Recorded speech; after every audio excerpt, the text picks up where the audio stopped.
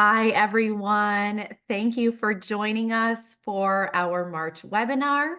For those of you who are joining us for the first time, I'd like to extend a warm welcome and remind all attendees that a recording of this webinar and all of the slides will be published on our website, fcctaskforce.org, as well as shared in a follow-up email, which we encourage you to share widely with your colleagues and network.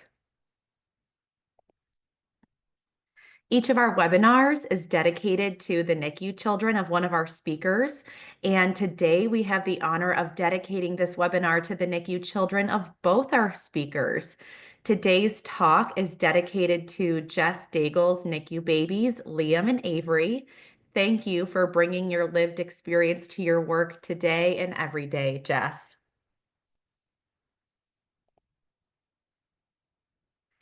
We are also dedicating this session to Erick's daughter, Macy, who was born at 23 weeks. Thank you, Erick, for using your lived experience as a micro-preemie parent and your expertise as a neonatologist to benefit others. Please take a moment to review our webinar etiquette. We ask that you mute your microphone when you aren't speaking, that you turn off your camera if you're multitasking, and that any questions and comments spoken or written in the chat be respectful, non-discriminatory, and non-judgmental. We appreciate your help in making this space as safe as possible. As a reminder, we follow the all-in meeting guidelines as created by our very own Jennifer Canvasser's Next Society. For those of you who are attending for the first time, we use first names to address one another to break down the hierarchy that exists in healthcare and to empower everyone to contribute. I'd also like to acknowledge Mead Johnson Nutrition, whose mission is protect, heal, and nurture in pursuit of a healthier world. Thank you, MJN, for sponsoring this webinar, and happy 100th, 20th anniversary. Excuse me. This work wouldn't be possible without our esteemed organizational partnerships. A warm welcome to the 6 new organizations who are supporting our work: the Fourth Trimester Project, Care for NICU Families, Developmental Care, Love for Lily, Preemie World Foundation, and the Skylar Project. We would also like to share that March 20th is World NIDCAP Day. For those who are unfamiliar, NIDCAP stands for Newborn Individualized Developmental Care and Assessment Program. I'll drop a link in the chat with NIDCAP's website where you can find more information and ways to celebrate in your local unit. We appreciate relying on you all to share upcoming webinars, office hour sessions, and newsletters, and appreciate the opportunity to spread the word about your events and achievements as well. It's incredible to see so many parent-led organizations alongside medical associations, and the diversity of these partnerships is part of what makes the FCC Task Force so special. We would like to share that April is Hypoxic Ischemic Encephalopathy HIE Awareness Month. Our organizational partner, Hope for HIE, has created an awareness toolkit that I'll link in the chat. Please take a moment to check it out so your NICU can be prepared to educate and advocate around HIE next month. As we move on to FCC Task Force leadership, I'd like to acknowledge that our organization has led an equal partnership between healthcare professionals and family partners, which is one of our key strengths.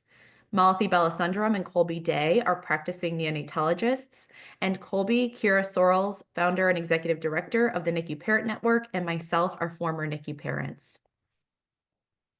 Thank you to our family partners for your contributions to our work. I love that we are diverse in our infants' gestational ages and diagnoses, and that we represent birthing and non-birthing parents, bereaved parents, and even adult preemies. I'd also like to thank our healthcare partners for their time and support. It's rare in our local units to witness such authentic collaboration between the various disciplines of practice you represent, and we appreciate that you embody our key strength of equal partnership between all healthcare professionals and family partners. We'd like to thank Executive Council members Joy, Vargabi, Tim, Joshen, Beth, and Megan for their insights and expertise over the past few years. Their dedication to FCC and the NICU is sincerely appreciated, and we wish them the best as they step down from their Executive Council role to focus on other priorities. We're grateful to each of these wonderful individuals as they continue to support the FCC Task Force as organizational partners and active members.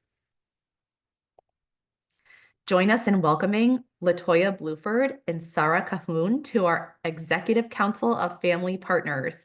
Latoya is the founder and director of the Skylar Project, which honors the life of her daughter, Skylar. She is a child loss survivor, certified pregnancy and infant loss advocate, postpartum doula, and legislative advocate, among many other things. Her goal is to bring awareness to NICU postpartum care by giving the world a glimpse inside this world. Sarah is executive director and founder of Love for Lily, which honors the life of her daughter, Lily, and which provides life-changing, high-quality support for families and the medical teams who serve them in the NICU. A huge thank you to both of these women for using their pain and grief to support others. We are grateful to have you and your insights and expertise as part of our organization's leadership. I'm excited to share that we've got over 2,000 members from 49 of 50 US states, from 8 of 10 Canadian provinces, and from 65 countries around the world. On to committee updates. Jessie and Mia are creating a position paper to show our community where the Family-Centered Care Task Force stands on the importance of equity, diversity, inclusion, and belonging in the NICU.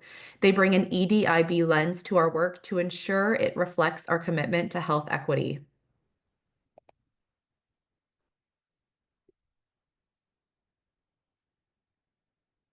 Work continues on the Present Study Toolkit, which will support NICUs in implementing unlimited parental presence, even in the face of a respiratory pathogen like COVID-19. The Family-Centered Care Task Force is now on Blue Sky. Please take a moment to follow us there and on our other social media platforms. These are linked on the homepage and footer of our website. The newsletter committee will begin work on its spring publication in April and will continue to utilize diverse perspectives in our authorship.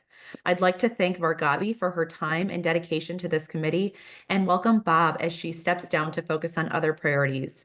Bob is always sharing the latest in FCC-related research and is a passionate advocate for family-centered care practices. I'm happy to have him as my new co-chair, and it's worth repeating that units who share our newsletter with their colleagues and who even print and post them in their staff spaces are reporting increased success in obtaining buy-in around family-centered care practices. We would like to share that our 2023 quality improvement work has been published in the Journal of Perinatology. It was important to us to make this article available to all readers and are happy to share that this publication is open access. I'll drop a link in the chat where you can read it. We are excited to share that 81 centers have completed our comprehensive REDCap survey as of February 25th. 59 of those centers have agreed to an interview with our research team, with 18 scheduled and 9 completed as of today. We look forward to continuing this work with the goal of creating the first ever standard of care for FCC in the NICU and have reopened the survey for centers who would like to participate. The registration link will be dropped in the chat. The FCC Task Force holds monthly office hours to discuss challenges around implementing FCC practices and brainstorm strategies for overcoming them. This month, office hours are facilitated by Mitchell Goldstein, a neonatologist, and Sarah Cahoon, a bereaved NICU parent. These are free to join, and we encourage you to invite your colleagues to attend. I'll be putting the link for that QR code in the chat as well, where you can register. Our March poll requests information around whether or not your unit is utilizing a continuity attending program, which is where a NICU designates a neonatologist to provide consistent care to a specific infant throughout their stay. I'll place a link for this poll in the chat and would sincerely appreciate your response. We've presented 18 webinars so far, with this being our 19th. Please utilize our webinar database located on our website under both the Webinars and Resources tab to view and share all past FCC Task Force webinars. We encourage you to share these widely with your colleagues and invite you to subscribe to our YouTube channel so you can be the first to know when a new webinar recording is uploaded. Now, I'd like to hand it over to Kira Sorrells to introduce our first speaker, Jess Daigle. Thanks, Morgan. And hello, everybody. I am very delighted to introduce our first speaker today. Jessica Daigle, also known as Jess, is a board-certified pediatrician, neonatal and pediatric hospitalist, and founder and CEO of Mom and Me MD. She is a mother of 2 preemies, including a NICU graduate. Dr. Jess combines personal experience with professional expertise to support NICU families.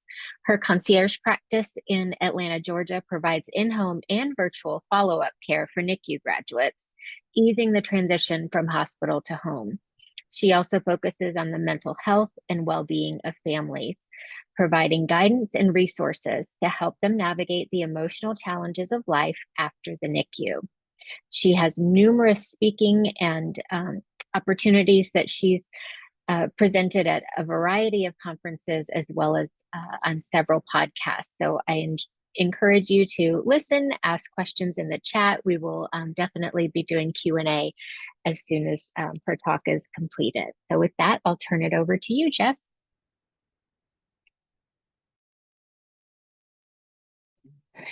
Hi, sorry, I was mute. Thank you so much for that introduction, and I'm so honored to share this talk with you. This is actually a talk I gave at the National Association of Neonatal Nurses last year, and I was very excited about it and had good feedback, so I'm happy to share it again here on this platform. I think we all can do with a little bit of compassion today, and especially what we do here with the Family Centered Care Task Force with enhancing NICU family experiences and also the importance of addressing bias in healthcare. So with that, we're going to talk about cultivating compassion, enhancing NICU family experiences, and addressing bias in healthcare. Let's see. I guess I don't have to press it this way. All right, so you've already got a little bit of my bio, but just real quickly, briefly, I'm a mom of 2 preemies. I've been working as a NICU hospitalist for 10 years. I travel and work in different states. I'm a former medical director of a level 2 NICU, and I'm proud to be a healthcare partner here. And I'm a fierce advocate for trauma-informed, compassionate, family-centered care in the NICU, and there is no conflict of interest. So today we're going to talk about recognizing the unique challenges faced by NICU families, particularly those from underrepresented communities, and how these challenges impact their overall experience and needs. We're going to examine the role of compassion and effective communication in delivering high-quality family-centered care in the NICU. We'll talk about 2 forms of bias. We know there are a lot of them, but in the interest of time, we'll talk about 2 I feel we see a lot and demonstrate how they can influence communication with families, is ultimately affecting the quality of care that they receive. And then we'll talk about a tool and a strategy, I think, that can help identify and correct it in real time, right? Because we're engaging with families repeatedly throughout the day, and we need to have a strategy for how we can optimize the communication and care we're delivering so we can foster culturally sensitive, trust-building communication with diverse families. So I think any good talk starts with a story. So you have a 29-year-old G2P0 who presents to the hospital at 22 weeks gestation with concern for preterm labor. Past medical history is significant for miscarriage of the first pregnancy at 19 weeks. This mom is followed by MFM on Procardia tabs and progesterone shots. Placed in a hospital on bed rest for 9 weeks due to cervical length shortening, and birthed a son at 31 weeks, weighing 3 pounds and 15 ounces. The baby was in the NICU for about 5 weeks. After discharge, had to go back a week later on NG feedings as aspiration was concerned by speech therapy. There were multiple medical visits with the pediatrician and the GI doctor as well, and was followed by speech therapy and Babies Can't Wait, an early intervention program. So you've heard a similar story before, probably. Well, that is my story.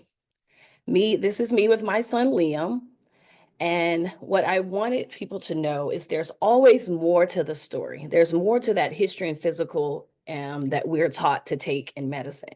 And for me, the background to my story is I was actually headed into my pediatrics residency and interviewing for NICU fellowship when I was placed on bed rest. I actually had to do a few of my interviews on bed rest.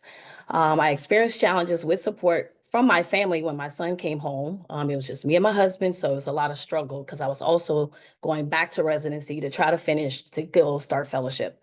I struggled to find childcare, and I struggled with time management, and there were issues with 911 scares as well from my sitters. I finished residency off cycle and then started fellowship late, which ended up affecting me more than I realized, that whole imposter syndrome that tries to sneak in. I didn't recognize at the time, and not even until recently, actually, that having a NICU baby is traumatic. I never framed it as such. And I think it was because I was already committed to doing that work. And so it was familiar, but not familiar for me as a parent. So I found myself on both sides, and my story changed me. I became more aware and more curious and more human about the families that I worked with, because now it wasn't just about the medicine. It was like, what are the psychosocial and emotional challenges that families are facing? What are the stories behind when they show up in the hospital? And so having the baby in the NICU is a journey, right? Compassion is necessary and communication is key, are the two things that I came to realize. And it starts from the first encounter. So when that mom rolls into labor and delivery and you're called because you're going to go see this family who's going to have a baby that might need NICU care, that first meeting and that first conversation that you have with that family lays the groundwork. So I began to wonder, and I want to ask you, what do you see when a baby is admitted to the NICU, right? So you're taking the history, you're getting information, the gravida pair, all the stuff I even just shared about my story. We know all these numbers and we get all this data, but have you taken time to think about what did this really mean about this family? And how is this going to impact their experience in the NICU as well? We have to be willing to recognize that these families are more than the medical data that we're collecting, right? They're people that are going to have an experience that's going to affect them for a lifetime. And so NICU families come to us with a his story, right? So I've come up with this three thing, like I call it the 3 E's. We're all a combination of our exposure, our education, and our experience. And that's us as the professional and as the family, right? So every time you have an encounter, all of this they're bringing to that conversation. Whatever they've learned, whatever they already know or don't know, whatever they've already experienced. So if they've already had a negative encounter in the healthcare space, they're bringing that. If you've already had a challenge talking with a family and if a conversation appears to start off difficult, you're bringing that to the conversation. And so our exposure is like our culture and our beliefs. Education is what we've learned formally or informally. And then all of that combines into our experience, and it's the continuous cycle. And so every time that I go to talk with a family, I take time to think about this, that, hey, remember this about this family when you're going to have an encounter with them. So imagine, right? You are entering a new world you didn't know existed. This is how a NICU family feels. You don't know the place. You don't know the people. You don't speak the language. You don't know the culture, the place. What is this NICU? Why does my baby have to be here? What is going to happen in here? What are the rules, right? You don't know the people. So many people taking care of your baby. There's an attending neonatologist, and there's a resident, a fellow. What are all their responsibility? Who's in charge? You have the nurses, you have therapists. And then to top that off, you may see a different person every week or every day, just about, and sometimes that can add to the stress of, okay, well, who's really in charge of like what's going to happen with my baby day to day? You don't speak the language. I mean, we're spouting off all kinds of terms all day. TTN, RDS, CPAP, ET tube, like it's like, whoa, wait a minute, like this is too much going on, right? And you don't know the culture. Why does my baby have to eat every 3 hours? Like, I'm breastfeeding, like, shouldn't they be on demand, and all the things that we think are so simple and like routine for us because every day we show up, we know this work, especially as a professional.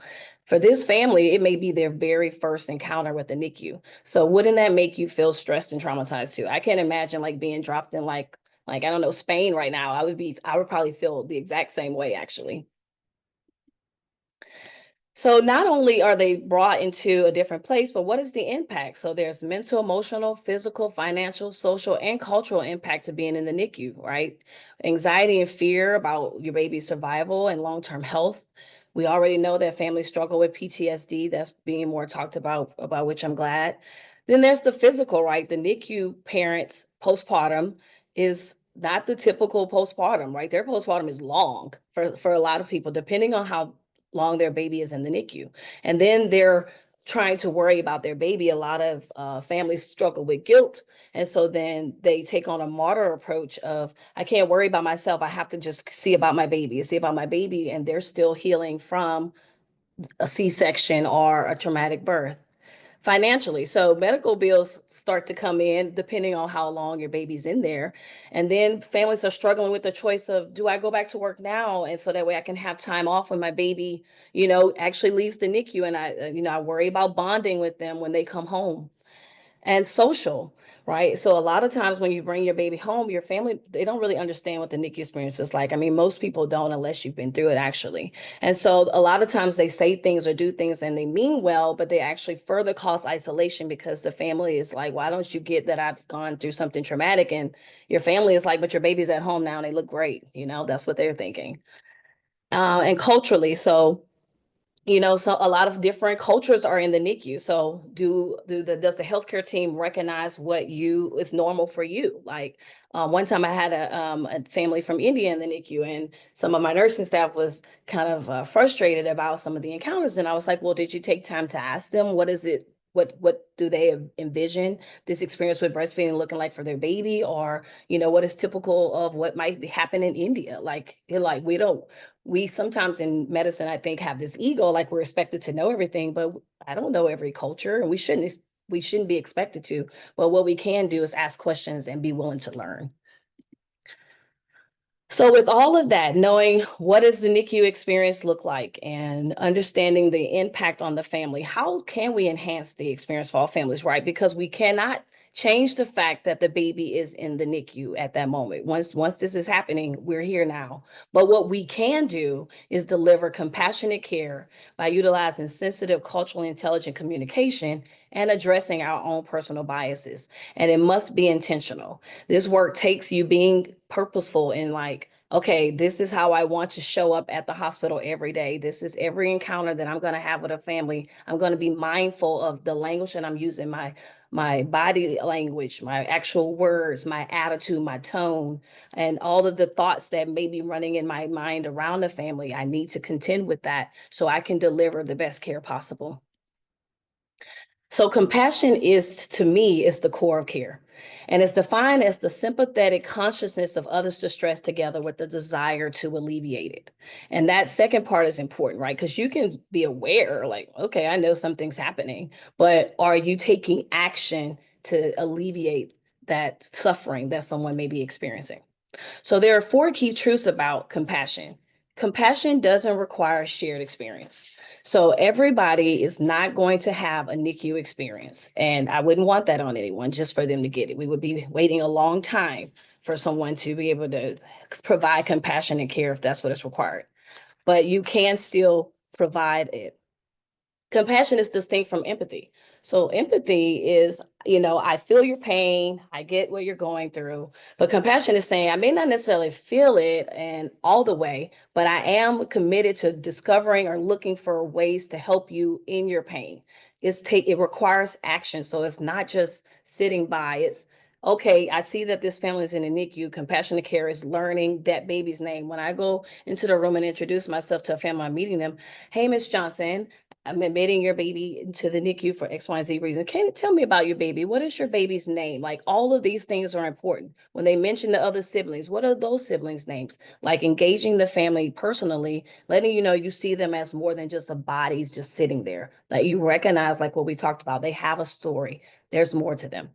And compassion can be cultivated. So I've been interested about this, right? Because sometimes somebody might argue, well, I just think some people are naturally more compassionate or naturally more empathetic and think, well, that's just not me. That's not my personality, or like I'm not bubbly or I'm not talking, but are outgoing. But you don't have to have all these types of traits to be compassionate. It takes a willingness to to be aware, to ask questions, to consider the other person, and again, that desire to alleviate it. So just like for the healthcare professionals who will recognize this, we learn NRP. When we learn how to resuscitate a baby, it requires repeat learning of it, doing it again over and over and over. And then this is how you get stronger in that skill. So the same way with compassion, every time you take an act, do something with your choice, with your words, with your language to be compassionate, you're cultivating that skill, you're learning more. And we're going to talk about some ways you can look at that to strengthen that skill. So these are 4 ways to cultivate compassion. So practice active listening. So this is listening without interruption and validating your family's emotions. So I think sometimes in healthcare, we want to alleviate. So I think at baseline, we're aiming to be compassionate, but sometimes it can our medical knowledge and responsibility can get in the way of it, especially in like heightened stress moments. And so if a family is saying, hey, I'm frustrated because of X, Y, and Z, instead of rushing to try to make it like, hey, well, this is just kind of how we do this in the unit, or this is the way it has to be, think validate, say, yeah, I can understand how that can be frustrating, that, we have the babies on a timed schedule with feeding.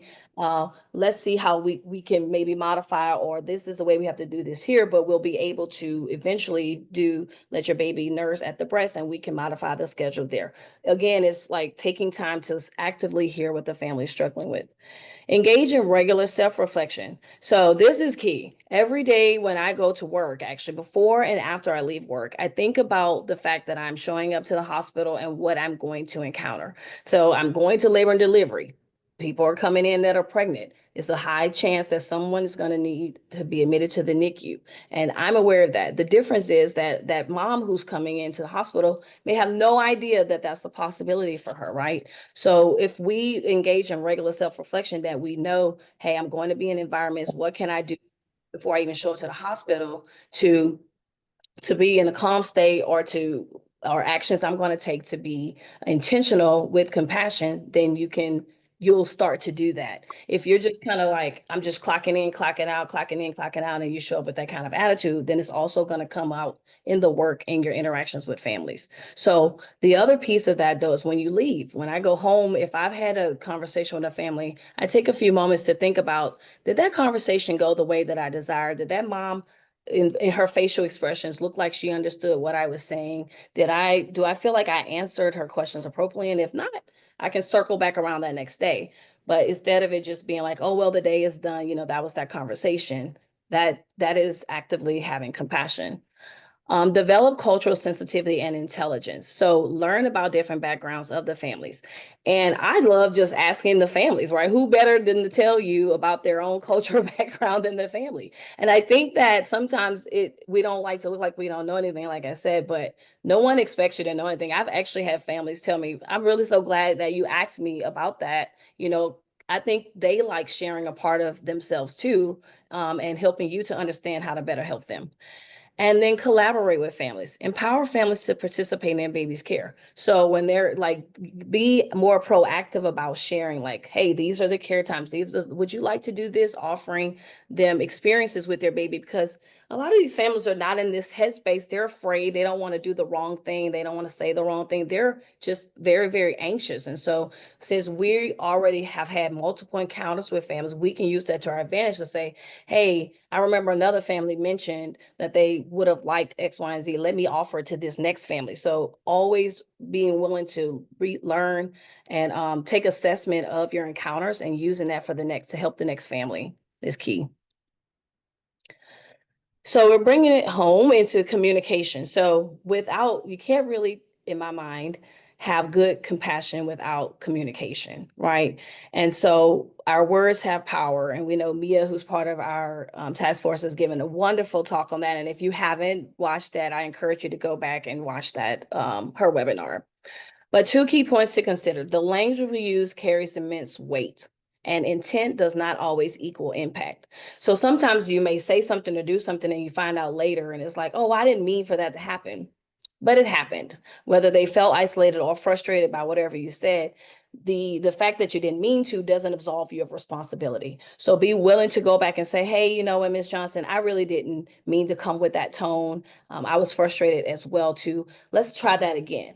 You will be amazed at how many families will be like, you have much more respect for the fact that you recognize, hey, this could have gone a little bit better. And so here's some common phrases that sometimes can be used that can be harmful, even though it's something that a lot of times we think we're saying to be encouraging. So like, your baby is a fighter. Well, that may make a family, we're saying it to say, hey, your baby's strong, they can do this, you know, and we have seen a lot of this language used with regards to preemies. But it can isolate a family in the way of making them think, well, if my baby isn't doing well, does that mean they're not fighting hard enough? Does it mean they were not strong enough? So that flip side of that can be true too. So one thing you can say is, hey, your baby is doing everything that they can, and we are here to support them as they do what they can, okay? We've seen babies much smaller or sicker than yours go home early. Well, again, we're saying these things to be encouraging, but this can make a family feel like their situation, even if it's not the same, is like less as important. Like, oh, okay, well, because I got fussed at for that when I said my baby was only in the NICU for 5 weeks.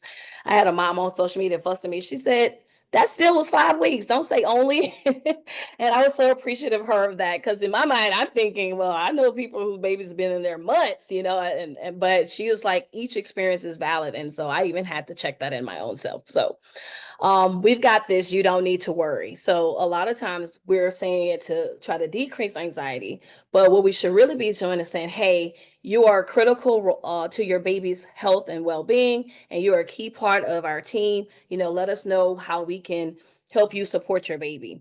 And you need to be strong for your baby. Well, this one is one that's really key to my heart, because we already know a lot of families already put their own mental health and well-being aside when their baby's in the NICU. And so then if they are struggling, this can further isolate them for getting help, because they've got to, you know, armor up and look like they got it all together and that they're being strong, when they really do need the mental health support of this experience. Trying to move this thing out the way, sorry. Okay. Did I cut out of the talk? Let's see what happened. I'm sorry, y'all.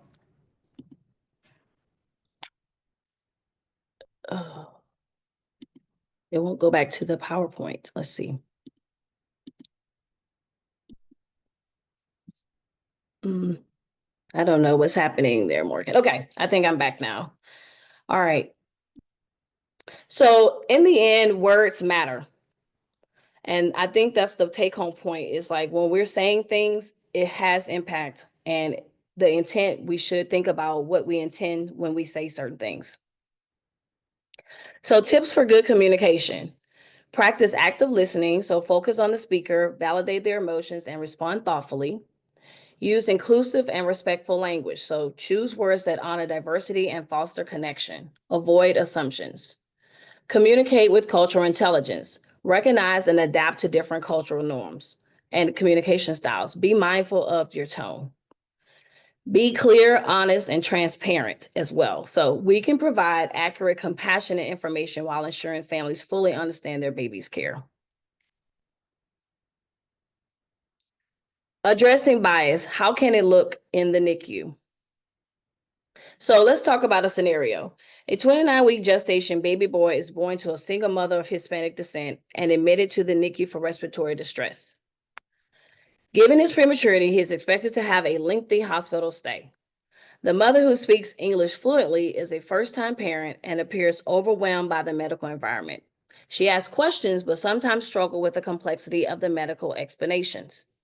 The NICU team, including doctors, nurses, and social workers, are committed to providing the best care. But during rounds, some members unconsciously assume that due to her ethnicity and single parent status and her perceived socioeconomic background, she has limited education. So instead of assessing her level of understanding or using open-ended questions to gauge comprehension, the team oversimplifies medical information. While their intent is to make communication easier, their approach unintentionally excludes the mother from fully understanding the baby's condition. So, because of this, she feels patronized and left out of critical decisions regarding her child's care. Though the medical team believes they are being helpful, their actions lead to assumptions that undermine trust, limit shared decision-making, and reduce the mother's confidence in advocating for her baby. This is implicit bias. It is when you have unconscious attitudes or stereotypes that affect our understanding, actions, and decisions in an unconscious manner. Scenario 2, the same mother from scenario 1 misses 2 days of visiting her baby in the NICU. Initially, she does not explain why. Given her prior experience of feeling patronized and excluded from detailed discussions, she hesitates to share that transportation issues are the reason. She worries that if she discloses her challenges, she would be judged or seen as an unfit parent. Some members of the medical team notice her absence and assume she's not fully invested in her baby's care. Instead of checking in with her or exploring potential barriers, they compare her to past cases with other parents who are maybe less engaged. Staff begin to provide fewer detailed updates and offer less encouragement for her involvement in daily decisions. They assume her commitment is lacking rather than consider external factors. This creates a self-perpetuating cycle, right? The less included she feels, the more reluctant she becomes to ask questions or assert herself. And so without realizing it, the healthcare team's assumptions have further isolated her, reinforcing the very disengagement they experience or they expected to see. This is confirmation bias. When individuals seek out or interpret information in a way that confirms their pre-existing beliefs or assumptions. So what is the impact of bias in NICU communication and care? Well, whenever we're using implicit bias, we're making assumptions about a family's ability to understand or engage based on background, language, or appearance rather than their individual needs. So we haven't taken the time to get to know this family through questions like awareness and curiosity. We're just using our own preconceived assumptions. Confirmation bias reinforces those assumptions by interpreting those behaviors, like the missed visit, through a lens of preconceived beliefs rather than considering the external factors or seeking further context. So both of biases contribute to breakdowns in communication and trust, and families leave feeling excluded and misunderstood. And this can involve how the parents are involved and affect their emotional well-being and ultimately the baby's health outcomes.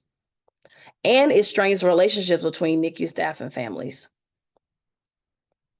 So, how do we identify and correct bias in the moment? So, we're going to pause to identify and correct bias in the NICU. So, Vanderbilt, through their Disrupting Everyday Bias, it's a training that they do, developed the pause framework, which can help healthcare professionals recognize and disrupt bias. And so we can pause in the NICU, and you may think, oh, I don't have time to pause, but we really can if we're really, and we really should, if we're going to really strengthen our relationships with our family and provide compassionate, family-centered care. So the P is pay attention. So pay attention to your initial reaction assumption, right? So when the mom comes in, right, care times is at 3, 6, 9, 12. And, you've explained this to the mom and she gets there at 3:15 and you've already, started the feeding on the baby. You've already done the vitals and changed the diaper. And you're kind of like frustrated because you're like, oh, I told her 3 o'clock, right? Pay attention to that frustration. Take note of what's in your body. Like, okay, I'm frustrated. Well, how might that be affecting me right now? Am I being short with her? Am I having an attitude? Do I not even speak to her when she comes to the baby's bedside? So acknowledge your assumptions and consider where they came from. So you may have even had a thought like, oh, she's always late. Or my husband says absolute thinking is never good. Or she could have did this. She could have called. She could have done all these things, right?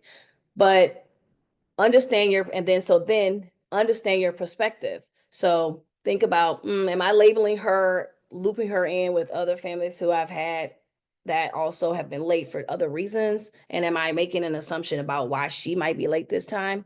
And so seek a different perspective and then reframe. Say, hey, Ms. Johnson, I noticed that you came a little bit behind today. We already had to go ahead and start the feeding. You may be able to stay for the next one, or are you able to stay for the next feeding? And she might feel comfortable to say, yes, I was running late because I had to drop off my 2-year-old and that took a little bit more time than I thought. And then now, hence, you have a reason for why she might be running behind. But if you haven't established that relationship and and the intentionality about being compassionate, you would maybe not have learned about her 2-year-old that she has at home, or even the challenges that she may have with childcare. And examine your options and redirect your response. So when you do that real quick, like, okay, I'm frustrated, but I need to think about the fact that she might have a reason for being late. Let me choose to ask and say what happened. And now I have new information that now I can have a different response that's going to be more compassionate. So you can do it quickly in this way with just these 3 questions. What assumption am I making about this person or situation? What evidence do I have to support this assumption? And is there an alternative perspective? And how might my assumption impact the way I communicate or provide care? So let's bring it all together, right? Let's pause to care and care to pause. So to enhance NICU family experiences, we must pause to recognize bias and care with intention. So you can use the pause the money to address the bias. You're going to pay attention to your reactions. You're going to acknowledge your assumptions. So I think sometimes where we get wrong is so many times people get on the defense about, oh, I don't have bias, or I'm not this, I'm not that. Everybody has bias because we're all, again, a combination of our exposure, our education experiences. So it's not whether you have it or not, it's whether you recognize it and are you willing to do something to change it so that it doesn't negatively impact the interaction that you have with the family, right? So then understand your perspective. Okay, well, I thought this, but now I've gotten more information by being willing to ask questions. Now I can and in line with that, seek the different viewpoints, and then together examine that and adjust your approach. So now you're not going to come with a negative tone and language that's dismissive. Now you're going to come with compassion and say, yeah, I can understand that. Sometimes I struggle with some of my childcare too, or if that's not even your story, it's still something that you can understand. And then I created this mnemonic about the care to cultivate compassion. So care, continuous self-reflection. So again, every time you have an encounter with a family, take a few seconds to think about, did that go like I intended? Did I read the room like Dr. Kincaid, Dr. Terry said in her talk? Ask for feedback. So you can actually ask a family. I've asked families, did I explain that well enough? Or did I come across like with a poor tone or anything like that, especially if I felt like I was having like a rough day? Recognize cultural differences and engage in mindfulness. And that is being present in the moment. Okay. Sometimes we're running about and we do have a lot of responsibilities, but we can take time to say, hey, let me just be in this moment and consider what this family is going through. So let's deliver the compassionate care our NICU families deserve. So here's some key takeaways. NICU families face unique challenges, so stay mindful of their diverse experiences. And this doesn't take, the more you do this, I can say this because this is my personal practice, is the more you do it, it becomes actually a part of you. Like I shared, like anytime I'm going to go talk to a family, I take a few seconds to just think about, what is this encounter and this conversation going to mean? How am I going to make sure that I'm using language that the family understands, that I'm being compassionate? All right. Compassion is the foundation of care. It shapes communication and outcomes. Be intentional with the language. That's the words you're using, the tone you're using. Be careful not to label patients, right? Recognize parents' emotional states and communicate with sensitivity and intelligence. Recognize that bias impacts interactions, right? So like implicit and confirmation biases lead to disparities in care. And it's important to regularly be aware of your own biases. Again, we all have them. So let that part go about defending it and say, hey, what can I do to recognize mine? And what can I do to change them? And you can use the pause and care mnemonics to help you address the bias and cultivate compassion in real time. And this is my favorite quote. I use this quote in all of my papers when I was applying to med school, when I was applying to residency and fellowship, because I think this quote sums up everything. The secret of the care of the patient is in caring for the patient. This is by Dr. Francis Peabody. And I don't think anybody could have said it better. And I think it says so much in just this one sentence, because when you're caring for people, and that means in the medical sense, you're learning and adapting, but also when you take time to connect with the patient and bring your awareness, curiosity, and humanism into it, then you'll get into the secret of caring for that patient and that family. And so here are some suggested readings. These are actually research papers that talk about support and communication and bias in NICU settings. that you can access. And then I also have some books. I'm actually reading the Compassionomics right now, but there are other ones here too that talk about either implicit bias or even experience of families in the NICU. And I think it's important, again, like we said, everybody's not going to have a NICU experience, but we can read and we can learn and we can engage in families like what we do through the Family Centered Care Task Force so we can improve the quality of our care. Thank you so much. Oh, thank you, Jess. I don't know if you could tell, but the chat box is going nuts during your talk. So thank you so much for this great talk. I did want to just bring up one thing to you and ask you for your take on this. That was part of all the chat going on was about that the concept of conveying hope without providing false hope, and just how delicate that balance is for clinicians. What would your comment be on that? So I think about that every time. Like one of the things that, especially since I work in the level 2, and obviously I can have access to babies that ultimately need to be transferred to level 3 and level 4 NICUs. But a lot of the times what I try to do is focus on what I can reassure a family about in that moment. And I'm quick to, I've learned a lot with talking with families, and they're actually okay with you saying you don't know. I think that people just feel like if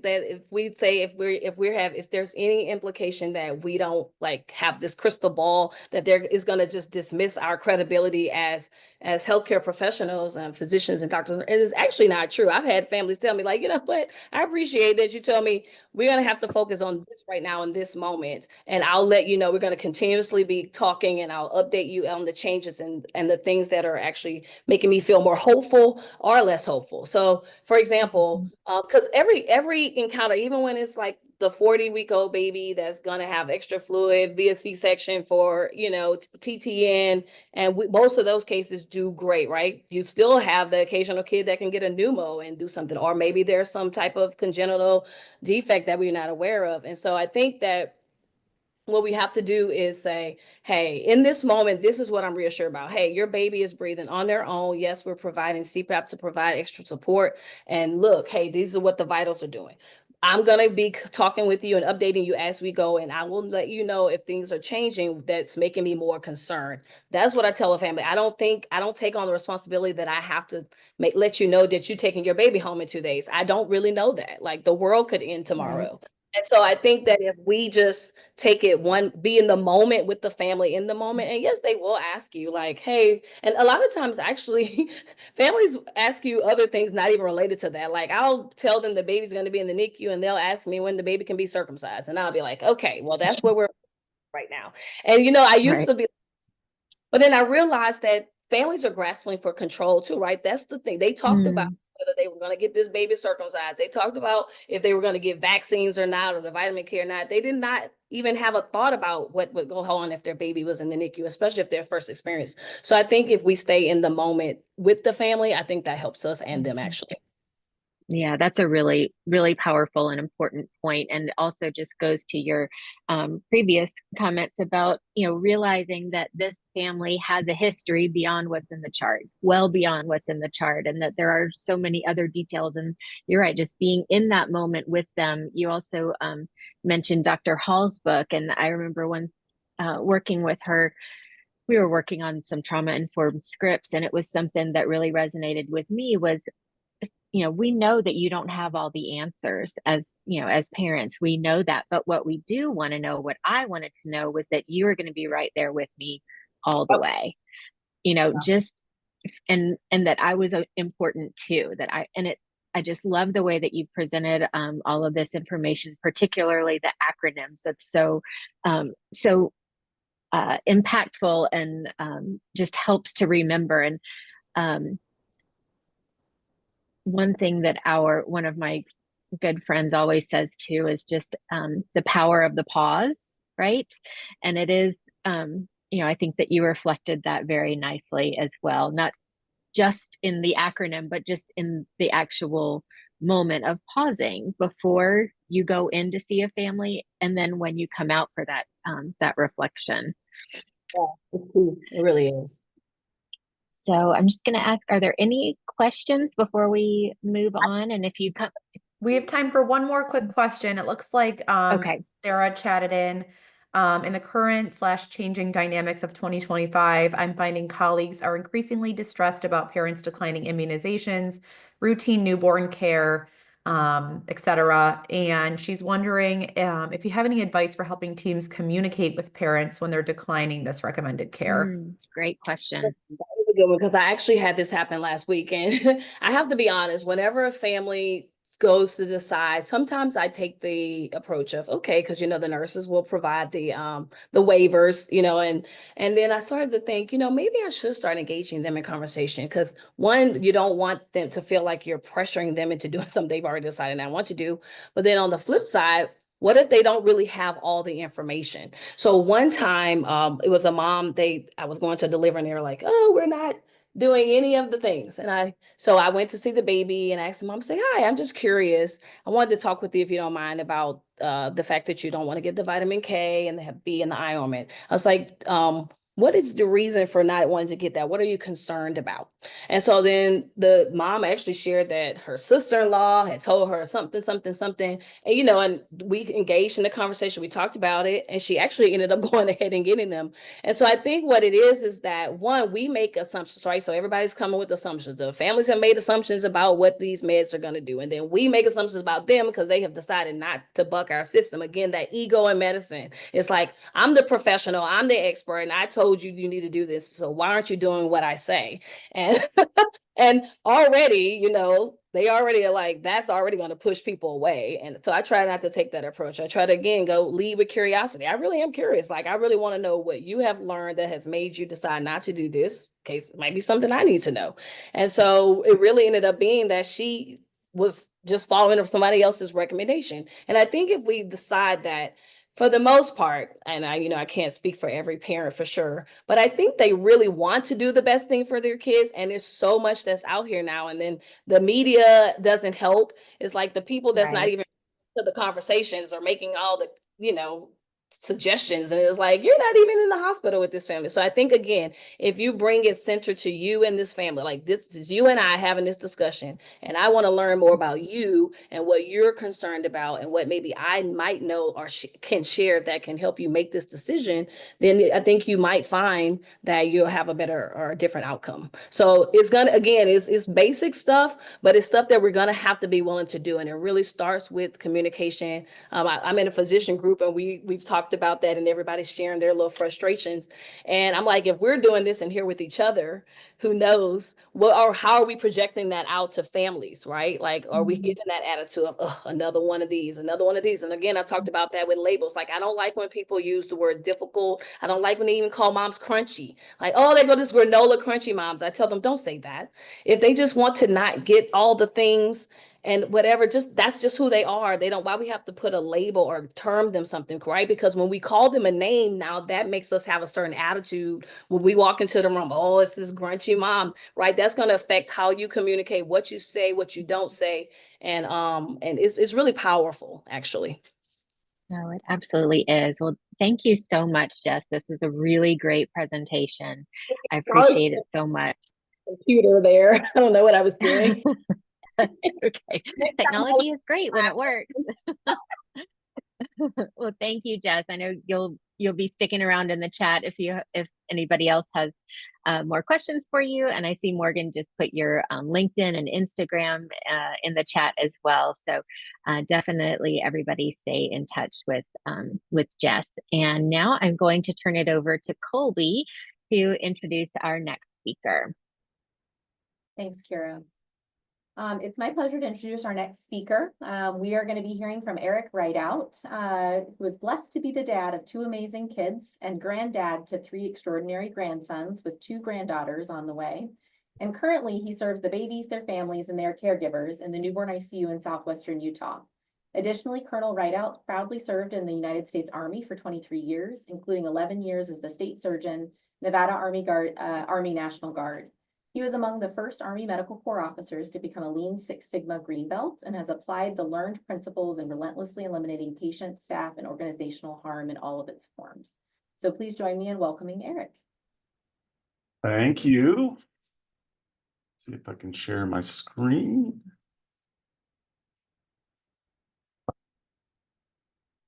that working? Yep. That's great. Great. Mhm. Okay. Like Jess said, start with a story. I'll start more with a challenge to all the folks that are listening today, and recognize that every one of you is a leader. And one of the opportunities you have with all the folks that you get to influence is to have them feel valued and have them recognize how they add value.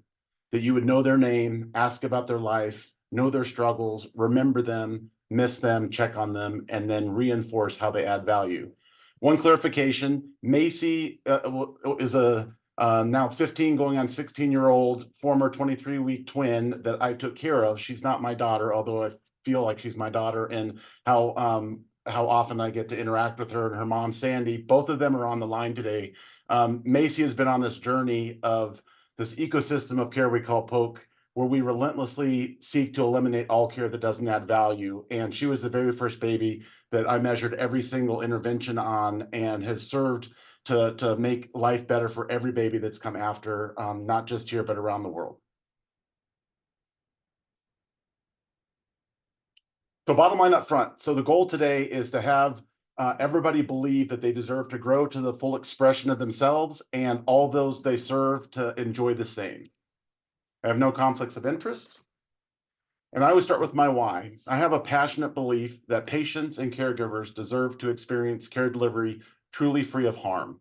And harm to me is any care that doesn't add value and reaches the bedside, not just the typical things we think of as harm. And so to that end, the in-state goal is to have everyone leave the unit every day feeling safe, valued, and loved. That's the babies, the families, all the caregivers, and anybody that's privileged to come into our newborn ICU. From a 30,000-foot view, this is sort of my view of what healthcare should look like, truly centered on the patient and a microsystem. And actually, I'll clarify here in a second, with this mesosystem around that's protecting the baby, only ever allowing care to get in that adds value. Ego, like Jess says, doesn't stand a chance here. All of this built on the foundation of a just culture.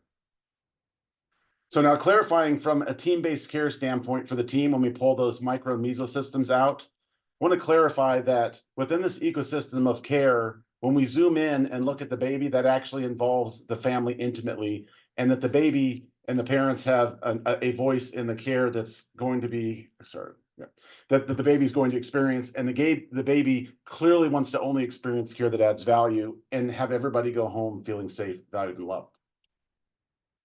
So when we zoom in from that team-based care model to the individual I represent here, it actually represents all the folks that we get to serve, anybody to the left and right of us, recognizing all of us are leaders and those we get to influence and serve on a daily basis.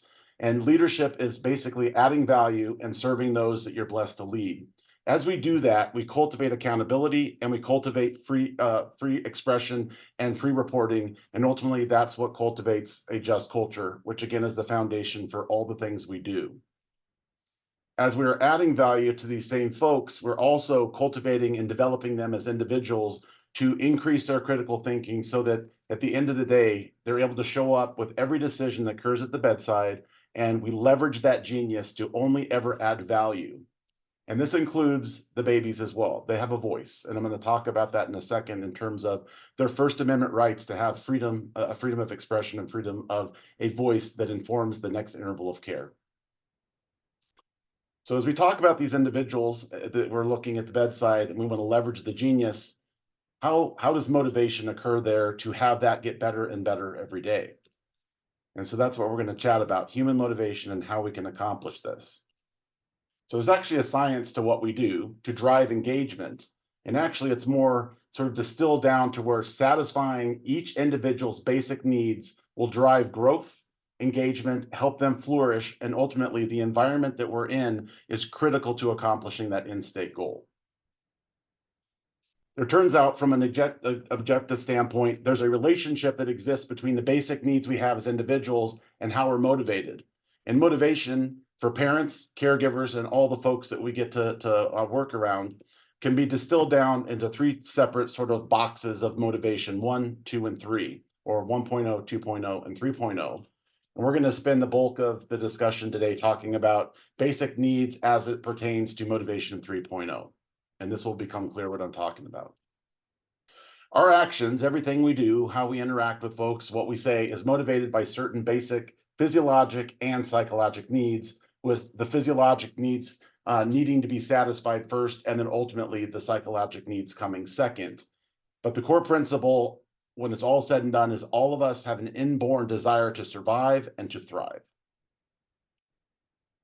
So this probably looks familiar. So this is Maslow's hierarchy of needs. It's a motivational sort of assessment and then put together in a beautiful graphic, and it works nicely to have it in pyramid form, with the base of the pyramid representing the needs specific to survival. So this is the physiologic things we need for our body to be able to make it through the next interval and then from then to the next interval.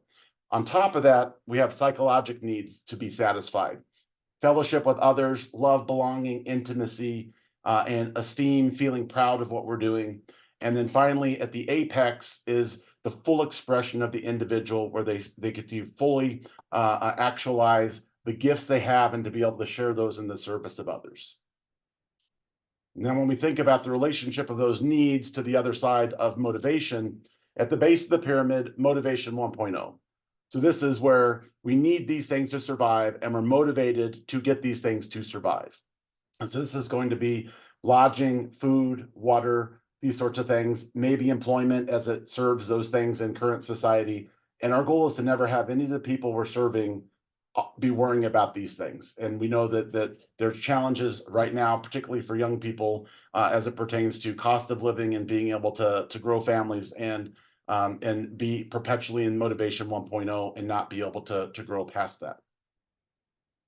Motivation 2.0 is the compliance, is kind of the way I think about it. This is the extrinsic motivation to accomplish things. This is the carrot and stick kind of deal, to where if we work in manufacturing, we either carrot and stick the individual to get them to increase productivity, throughput, make more widgets. Great. It just doesn't work well for the type of work we do that requires creativity, requires innovation, requires art, and requires interpersonal relationships. Incentivizing folks through either carrot or stick to do those things better actually sub-optimizes, and so that's not how we should be accomplishing the most extraordinary care and sending babies home only ever having experienced care that adds value. The way we do that is through self-actualization and leveraging the top of the pyramid and what we call motivation 3.0, and truly unleash the gifts the individual has through autonomy, mastery, and purpose. And we'll walk through each one of these as it pertains a little bit to caregivers and mostly to families in a newborn ICU environment. And our goal is to have parents live at their highest potential for being parents. So the environment impacts our motivation, behavior, and well-being by addressing or not addressing these basic psychological needs at the top of the pyramid.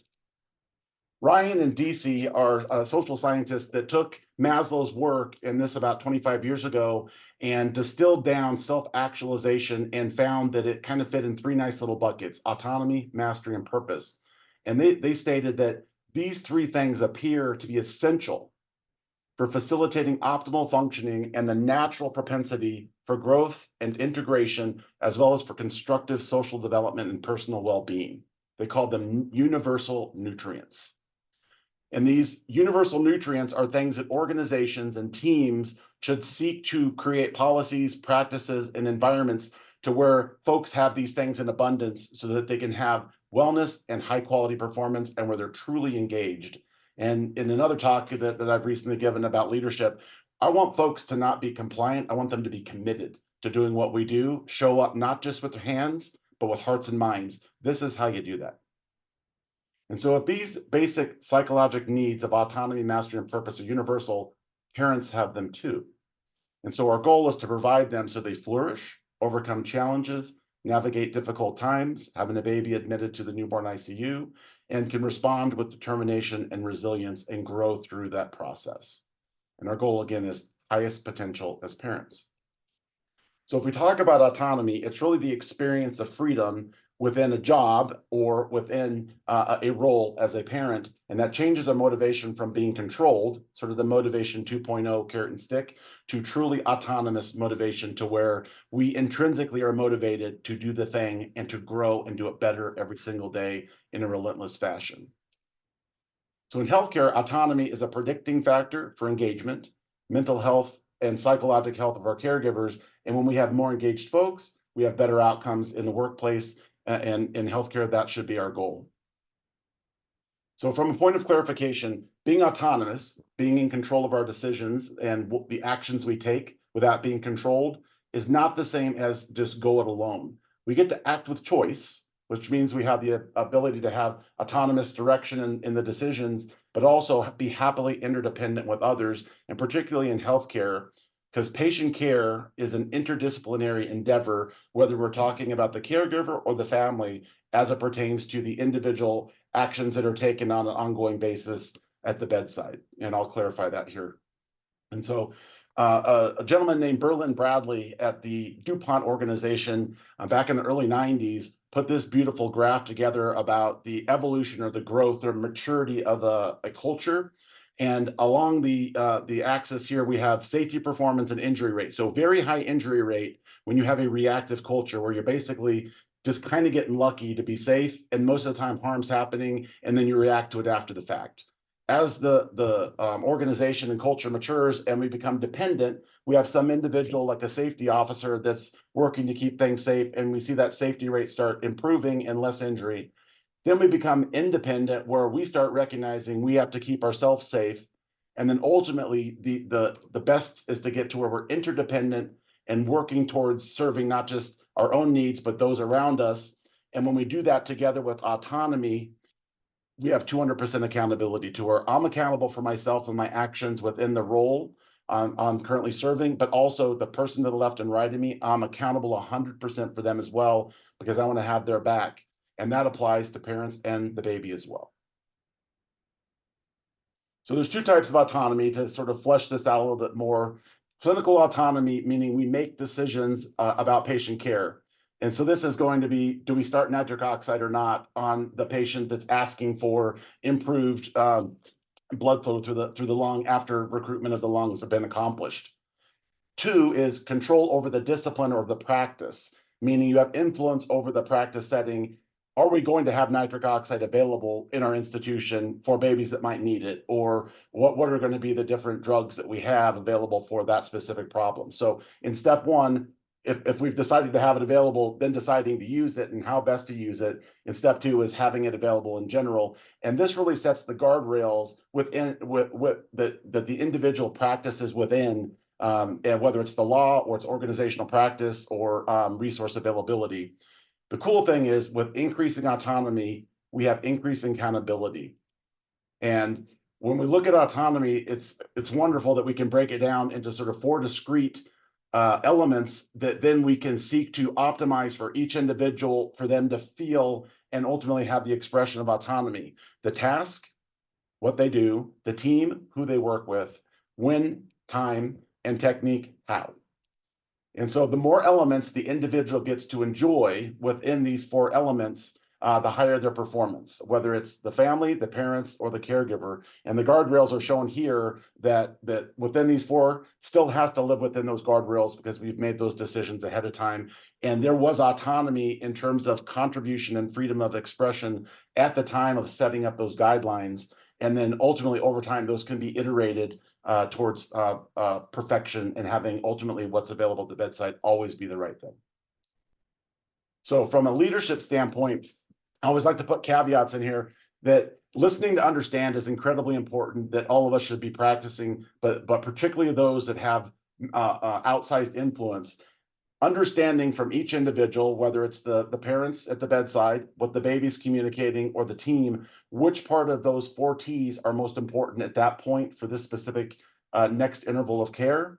And then the ways the caregiver can be involved in the care, as well as the way families can be involved in how the care is delivered and how the care is experienced.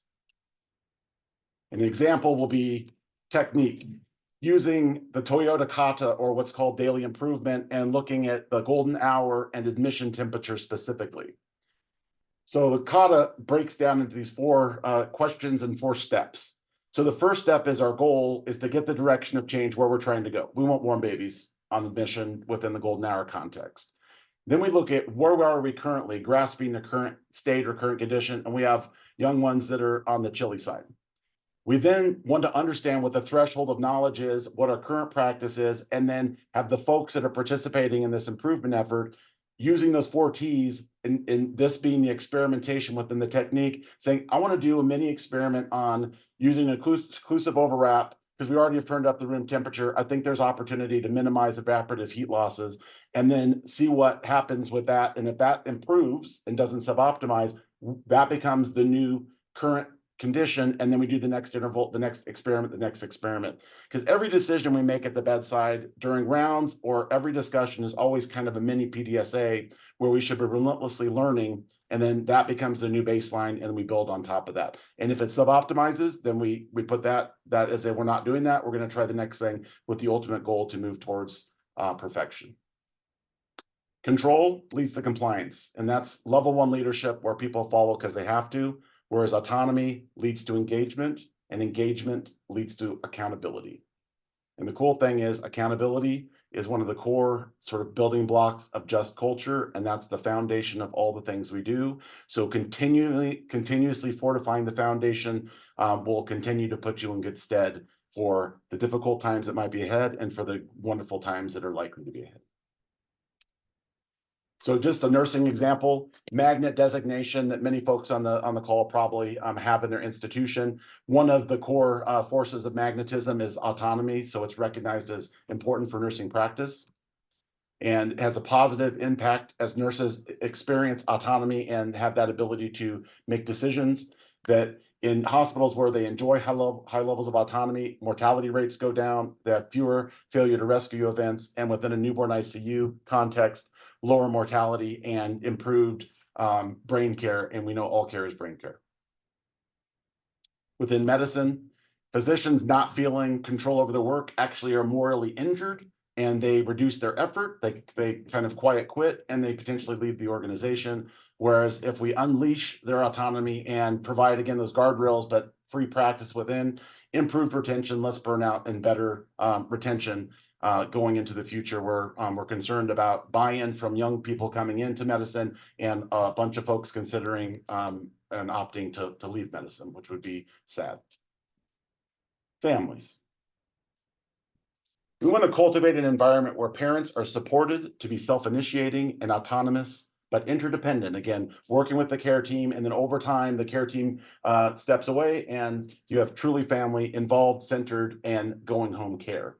And these are the supportive behaviors where we elicit their emotions and their perspectives.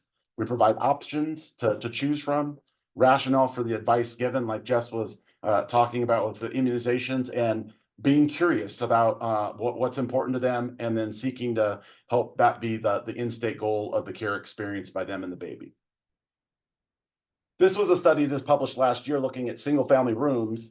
And what was found is that the family in the single family room had the ability to be self-paced as they connected to the world from a safe space, that cloistered environment of the single family room, allowed them to have the full expression of their emotions and not have to sort of tamp it down if they were in a ballroom situation. And particularly dads, and the booming voice of the male was allowed to have full expression and almost freedom of speech when they were in that environment. And at the Graven's conference this last weekend, a few of the fellows that were participating are doing work specifically to understand this better, and I applaud that.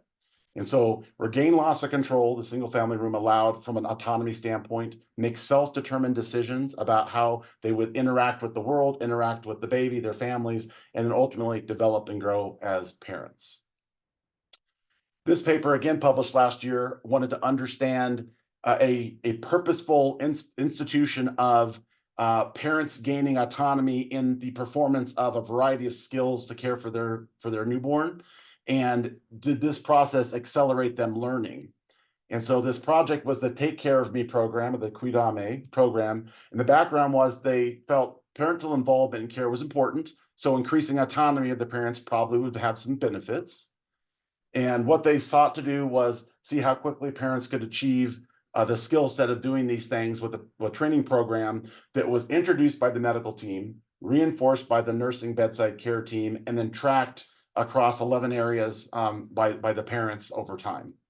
And these are the areas of care: kangaroo care, feeding, and then these others you'll see here. And the outcome was that it changed the culture of care in the NICU by focusing on this in terms of how it was shared by the medical team and prompted them to be thoughtful and mindful about this specific thing. And the nursing care folks doing the training became more aware of of the need for autonomy, not just within the care team, but most importantly within the family unit as that family is forming and that baby's born and not being cared for. And did result in autonomy of most families in caring for the newborns during the admission. And so a summary is, if you make parental autonomy a desired outcome, you can achieve parental autonomy. Babies, my favorite. So this goes back to Carolyn Berseth years ago, 1987, in a paper that she published talking about the ethical complexity of caring for newborns in the newborn ICU environment. And this was back when outcomes were still very challenged at less than 28 weeks, and said that babies are very dependent, and that their inability of them to exercise autonomy, and that they're incapable of making decisions on their own. And that these external forces then have to get involved to make decisions.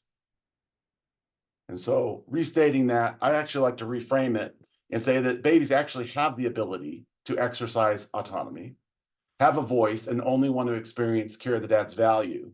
And this requires a change of culture of care in the newborn ICU. Because freedom of speech, meaning having a voice in the care they experience, can be seen as a tool that ultimately leads towards them being autonomous in the care they experience. And so this is the graphic I showed earlier. And I truly believe that the baby having a voice, surfacing it and having it inform each interval of care is their expression of autonomy and ultimately the freedom of speech I believe that they should enjoy. And so this is Macy that was introduced earlier, and I think she's on the call. She's the first baby that we truly measured what her voice was, meaning the entire care experience, all of the interventions she experienced, whether they were painful or not, had blood cost or not, whether they're central or not. And then that informed the care for every single baby after, with our goal to eliminate any care getting to the bedside that potentially would harm her or the person doing the care. And we iterated this over time from paper-based to a FileMaker database to surfacing it immediately from the EMR to where now we can do that in real time. And so I say that preterm babies and any baby in the newborn ICU, from a Bill of Rights perspective, should have freedom of speech, and their voice should be heard, and it should inform the next interval of care. Why? Because non-value added care oftentimes has pain hidden inside of it. Pain affects the newborn brain and changes their trajectory in life. And so relentlessly eliminating the non-value added care by listening to their voice, meaning the care experience they've had and the next proposed care experience, and eliminating care that won't add value will eliminate pain. So we should cultivate autonomy. Next, we'll talk briefly about mastery. Our goal is to strive and become better. Every day, getting better at something matters. We're wired that way. The single biggest motivator from a day-to-day working perspective is making progress and meaningful work. And this is an important aspect of engagement. Hire motivated people, give them meaningful work. And so it can be just broken down into 3 different areas, and it can be much more broader discussion about the pursuit of mastery. But mastery is a mindset, growth, and so Carol Dweck's work. Mastery is pain. It's sometimes difficult to get better over time, and that's Duckworth's work on grit. And it's also not a straight line, and so there's joy in the pursuit of getting better each day, even if it's incremental.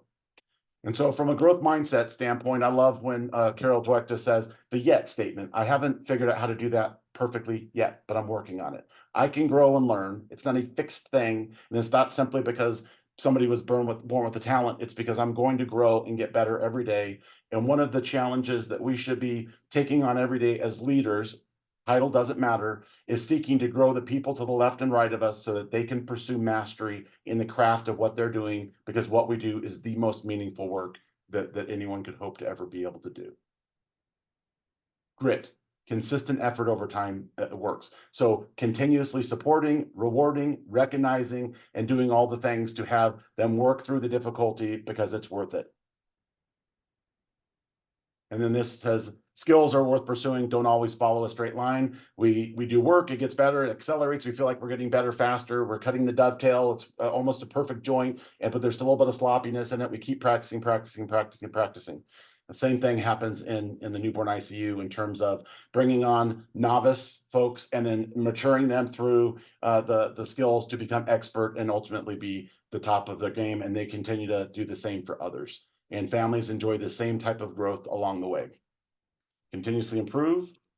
No matter how many times we do something, there's always opportunity to get better and have better care tomorrow than today. And while perfection is great, it's ultimately what we're pursuing is to seek that, but recognize we may never get there. And it's the ultimate motivator, growing and becoming better at doing something. And we want to have a growth mindset towards those we lead.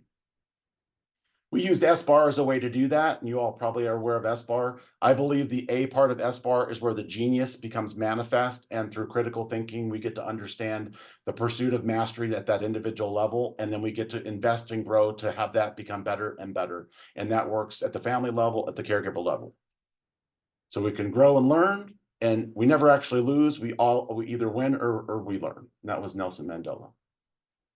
So family-centered education is a dynamic process. Family members are trained and they develop mastery in the care of their family members, whether it's an adult ICU patient or a newborn in a newborn ICU.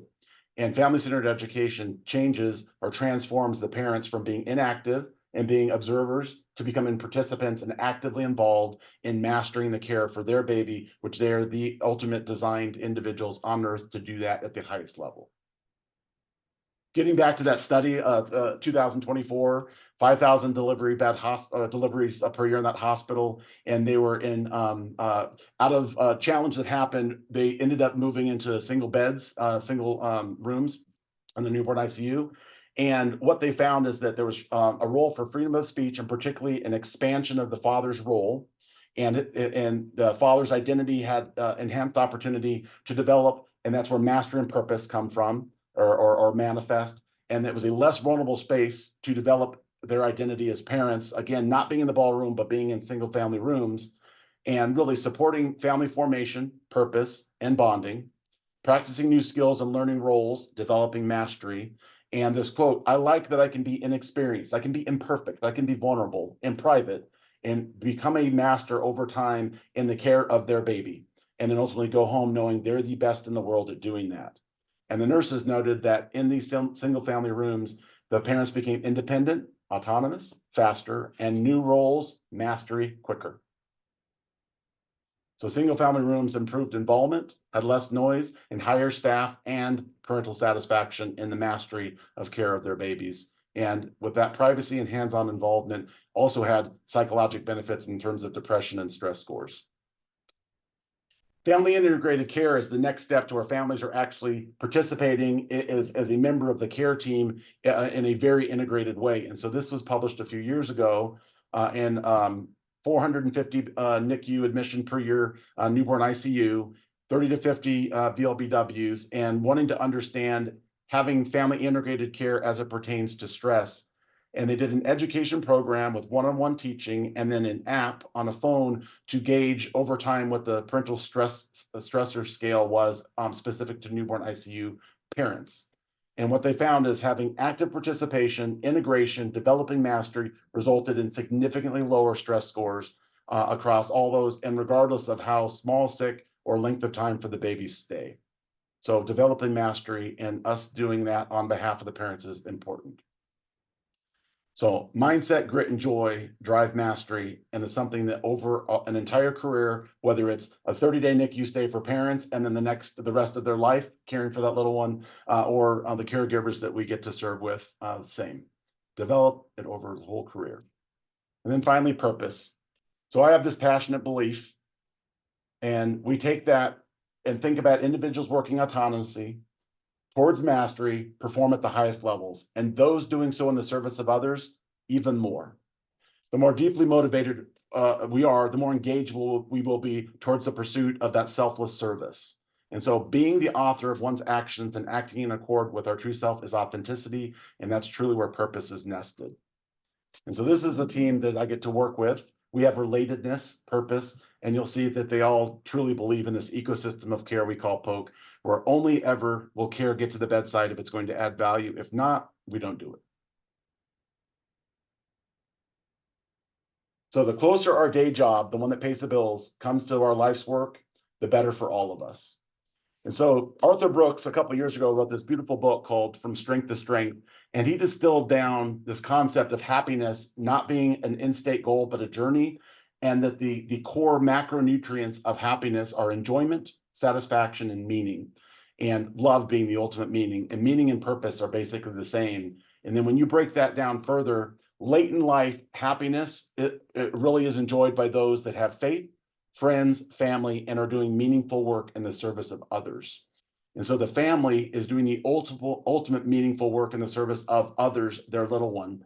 It's autotelic, it's self-rewarding. And our goal is to communicate the vision of how what they're doing is adding to the growth of that baby, the mastery of that baby, and being a baby that's ultimately going to be successful going home. And the contributions matter. And over time, that growth mindset towards the family is really important. And these are just 5, 6 studies. I could put thousands on here about skin-to-skin care being the highest expression and highest tech thing we do. Babies' love language is touch, and that they want to experience it. And it adds value, communicates this vision, because the purpose of the family being there, loving their baby, is to grow that baby, to have them have no evidence that they were in a newborn ICU when they go home.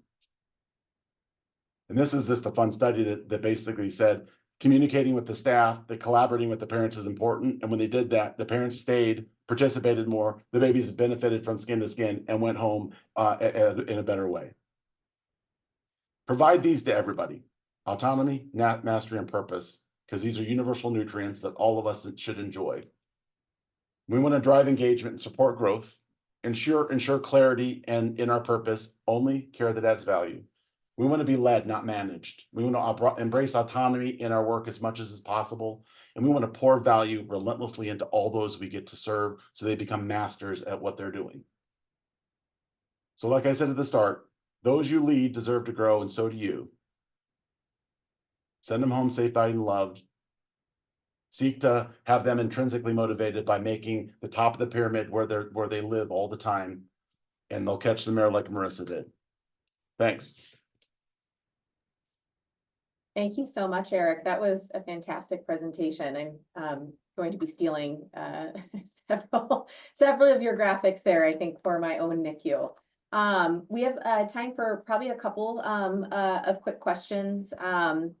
One that I had is kind of where to start with this type of I mean, huge culture change, really, for medicine in general. And I think of it in a couple of different components. So I think from a clinician standpoint, changing from a culture that really emphasizes standardization in all that we do, which has its own value, but could potentially, if not sussed out well enough, seem to be at odds with some of the autonomy that is part of this model. And then from a parent perspective, how to protect parents from stress and anxiety of the pressure of autonomy, which I think we all, as we've worked, have seen that will go away with time, but at the start may seem like a huge hurdle.